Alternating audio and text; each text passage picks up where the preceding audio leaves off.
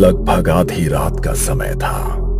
एक नवयुवक अपने हाथ में एक बैग पकड़े हुए शायद अपने घर की ओर बढ़ रहा था, लेकिन उसके चेहरे पर एक अजीब सा डर था। वो अपने कदमों को तेज तेज बढ़ा रहा था, लेकिन जैसे ही वो गांव के कुएं के पास पहुंचा, उसका पूरा शरीर पसीने से भीग गया। वो वहां से मानो पलक झपकते ही गायब हो जाना चाहता हो। आलतू चल आलतू, आई बला को टाल दू, हे प्रभु रक्षा करना, यहाँ से सही सलामत चले जाऊं। उसने अपने कदमों की रफ्तार को तेज की, लेकिन जैसे ही वो कुएं के पास से गुजरा तो उसके कानों में किसी की पायल की आवाज पड़ी। उस आवाज को सुनकर डर के मारे उसके पैर वहीं जम गए और उसके कंधे पर उसे कुछ महसूस हुआ।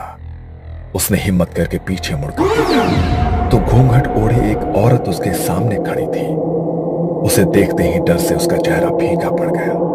तभी उस औरत ने अपना हाथ उसके चेहरे की तरफ बढ़ाया और उसकी गर्दन को एक ही झटके में मरोड़ दिया और वो निढाल होकर जमीन पर गिर पड़ा। अगली सुबह जब लोग वहां से गुजरे तो कुएं के बाहर लोगों का जमावड़ा लग गया। सत्यानाश, पता नहीं ये किस किस को और लेकर जाएगी। पिछले 2 महीने में 5वीं मौत हुई है ये। मना किया था रात को यहाँ से कोई मत जाना। इंसानों को, हमारे जानवरों को, किसी को नहीं छोड़ा इसने। मुझे तो ये सती माता का प्रकोप लगे। सती आसरा का स्थान बनाना होगा। देवी को रोज भोग देवेंगे और कोई भी सूरज ढलने के बाद यहाँ ना आवेगा। देवी को रात के समय जरा सा भी विघ्न पसंद ना है। अपनी जान बचानी है तो यही करना होगा। माना जाता है कि गांव के कुएं और नदी पर सती आसरा का स्थान होता है, जिन्हें देवी का रूप माना जाता है। गांव में होने वाले इन हादसों की वजह से गांव वालों ने कुएं पर सती आसरा का एक छोटा सा मंदिर बनाया, जिसके भीतर कोई मूर्ति नहीं थी।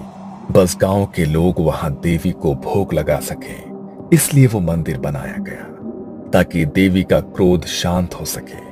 लेकिन उसके बाद भी गांव में होने वाले वो हादसे नहीं रुके। तभी एक रात काले कपड़े पहने एक लड़की, जिसने अपने चेहरे को काली शॉल से ढका हुआ था, अपने हाथ में एक काले रंग की पोटली लिए हुए थी। सती आसरा के डर से अब रात को कोई भी कुएं के पास नहीं भटकता था, इसलिए गहरी काली अंधेरी रात में वो अकेली कुएं के पास अपना आसन लगाकर बैठी और कुएं पर थोड़ी हल्दी कुमकुम और अपनी उंगली से काट कर रक्त का चढ़ावा किया और तेल का एक दीपक भी जलाया।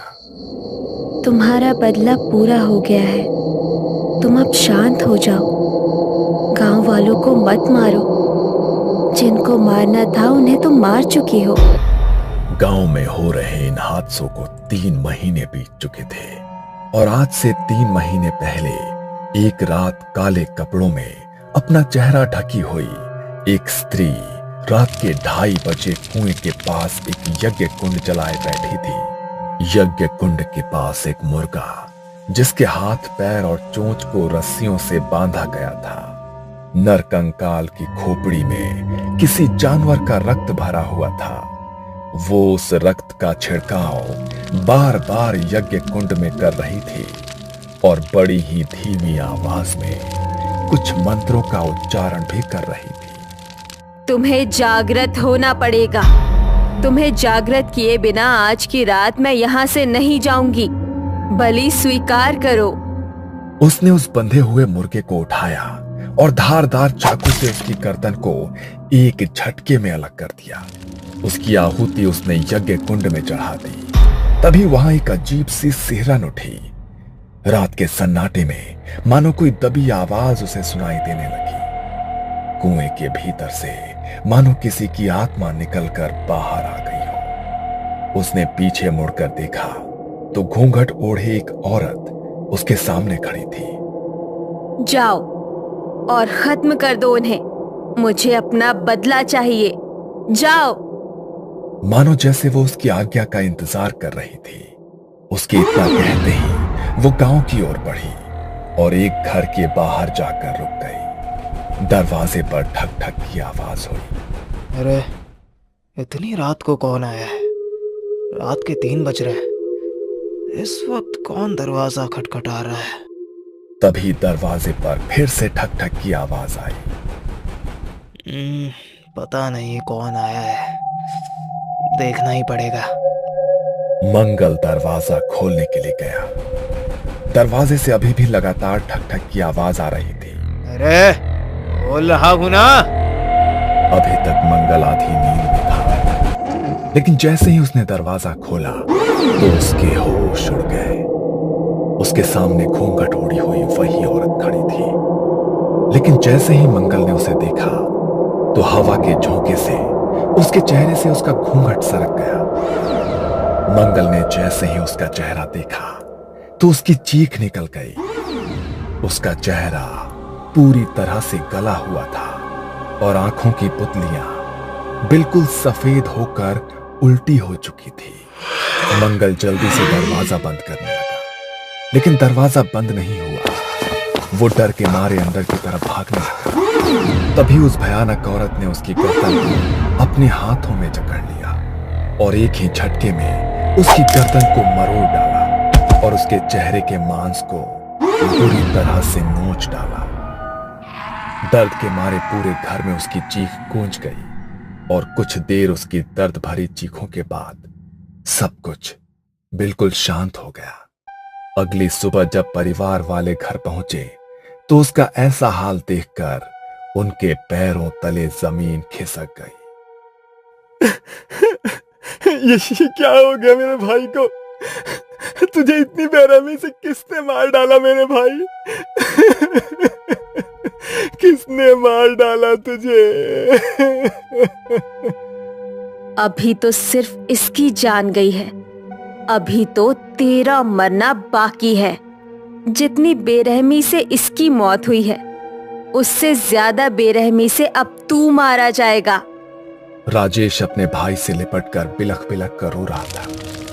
उसने गांव वालों के साथ जाकर अपने भाई का अंतिम संस्कार किया।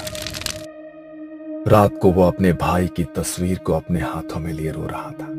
मत रो बेटा, भगवान ने हमारी जिंदगी में यही दुख लिखा था। पहले मेरा बड़ा बेटा चल बसा और अब मंगल। ना जाने किसका श्राप लग गया है हमारे घर को। एक के बाद एक अनहोनी घटती ही जा रही है। मंगल की मौत कोई सामान्य मौत नहीं है माँ। किसी ने जानबूझकर मारा है उसे। उसकी हालत नहीं देखी क्या तुमने? कैसे उसके चेहरे पर पूरा मांस नोचा हुआ था।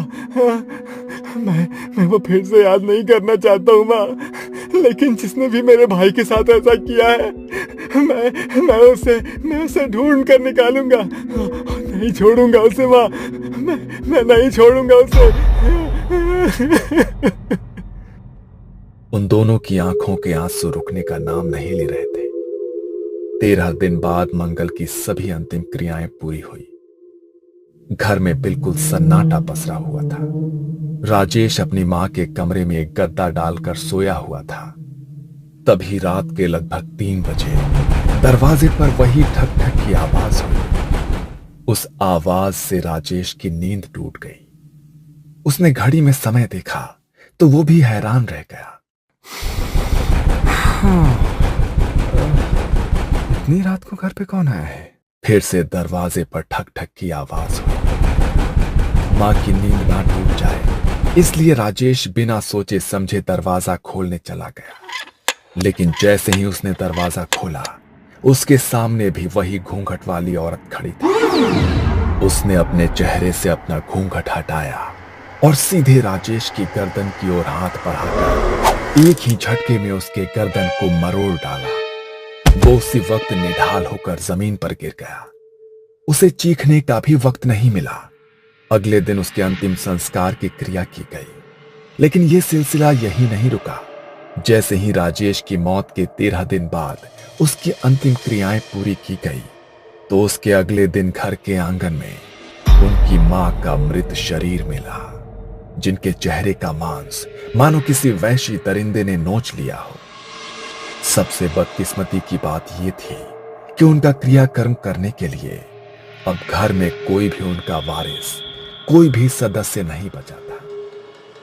ना जाने इनके परिवार को तो किसकी नजर लग गई है।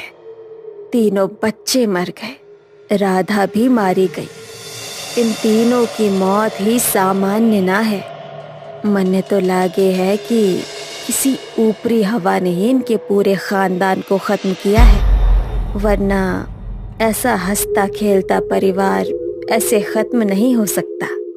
लोगों की उस भीड़ में काले कपड़े पहने अपने चेहरे को ढकी हुई वही औरत खड़ी थी, लेकिन उसकी आंखों में अब एक चिंता थी, जैसे कुछ तो ऐसा हो गया हो जिसकी उसने भी कल्पना नहीं की थी। ये सब क्या हो रहा है? उसे तो बस उन दोनों को मारना था, उसने इसे भी क्यों मार डाला? कहीं कुछ गलत तो नहीं हो गया? आधी रात को काला कपड़ा ओढ़कर वो फिर से अपने हाथों में पोटली लिए कुएं की तरफ बढ़ने लगी, लेकिन तभी उसने देखा कि कुएं के पास एक आदमी अपनी साइकिल से गुजर रहा है। मगर देखते ही देखते वहां पायलों की आवाज गूंजी और उसके सामने घूंघट ओढ़ी वो स्त्री अचानक से आकर खड़ी। डर के मारे वो आदमी साइकिल से गिर पड़ा। वो उसकी ओर बढ़ी और उसने उसके शरीर के मांस को भी पूरी तरह से नोच डाला। उसकी चीखों की आवाज पूरे गांव में गूंज उठी। ये देखकर काले कपड़ों से खुद को ढकी माया के होश उड़ गए। वो तुरंत ही वहां से भागकर अपने घर पहुंचा। डर के मारे उसका पूरा शरीर कांप रहा था और आवाज हाँफ रही थी। ये सब क्या हो रहा है? मुझे उसे शांत करना होगा, वरना जो भी अब उस कुएं के पास से गुजरेगा वो उन सबको मार डालेगी। उसने उसे शांत करने की बहुत बार कोशिश की, लेकिन गांव में होने वाली मौतों की संख्या कम होने की बजाय दिन प्रतिदिन बढ़ती जा रही थी। इन हादसों को 3 महीने बीत चुके थे। माया अब अपनी आंखों के सामने किसी और को बलि चढ़ते हुए नहीं देखना चाहती थी, इसलिए आज उसकी शांति के लिए माया कुएं के पास बैठकर यज्ञ कर रही थी। तुम्हारा बदला पूरा हो गया है, तुम अब शांत हो जाओ। गांव वालों को मत मारो, जिनको मारना था उन्हें तुम मार चुकी हो। अब क्यों तुम गांव वालों की बलि देने पर तुली हो? तभी अचानक वहां बहुत जोर से हवा चलने लगी, जैसे कोई उसे अपनी मौजूदगी का एहसास कराना चाहता हो। कुएं की मंडेर पर जल रहा वो दीपक हवा के झोंके से बुझ गया और उसे भी अपने आसपास पायल की आवाज सुनाई देने लगी। उसने पीछे मुड़कर देखा तो वही औरत उसके सामने खड़ी थी। उसके चेहरे से घूंघट हट चुका था और उसका भयानक चेहरा गुस्से में उसे ही देख रहा था। देखो, तुम्हें शांत होना होगा। तुम अपनी छोटी बहन को इस तरह नहीं मार सकती। मैंने तो बस तुम्हारे बदले के लिए तुम्हें जागृत किया था। तुम दूसरों की जान क्यों ले रही हो? उन्होंने तुम्हारे साथ जो किया उसका बदला ले लिया है ना तुमने? आज से 4 महीने पहले गांव के एक घर में मातम का माहौल था। घर के बड़े बेटे का उसकी शादी के कुछ समय बाद ही निधन हो गया था।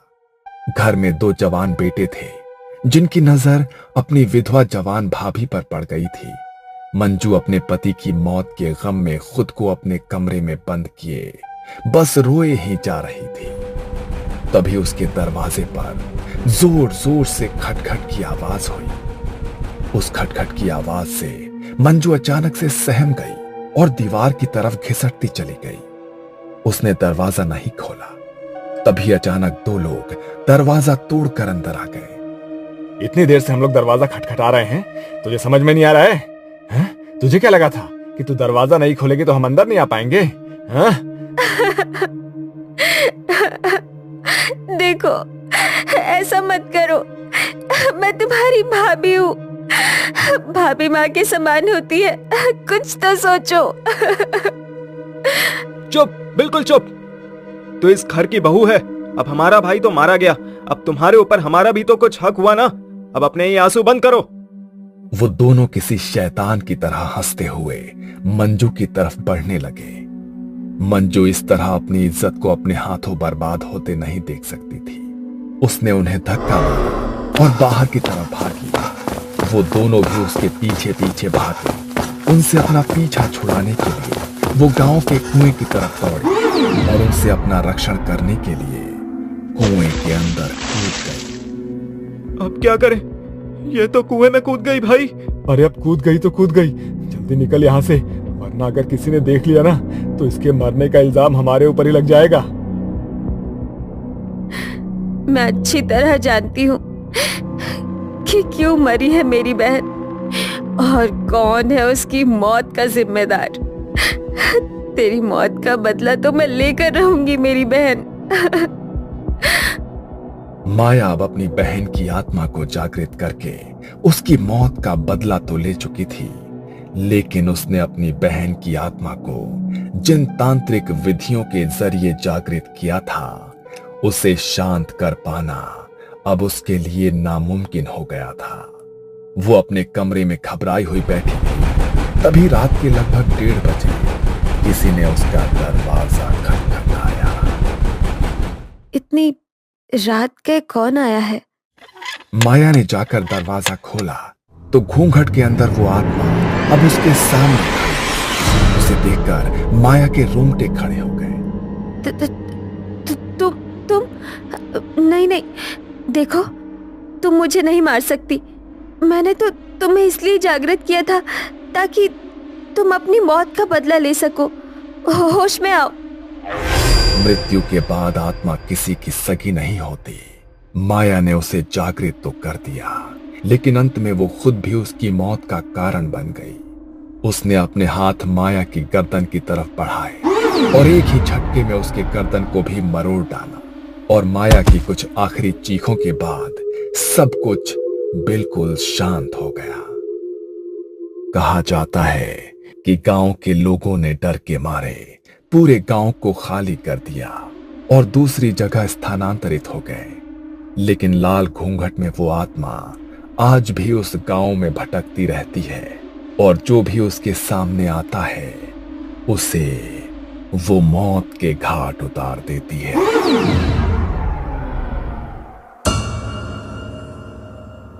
ये कहानी आपको अच्छी लगी हो तो हमें सब्सक्राइब करें, हमारा इंस्टाग्राम और फेसबुक पेज जरूर फॉलो करें। अगर आपके पास ऐसी ही कोई कहानी हो तो हमें कमेंट बॉक्स में भेजें।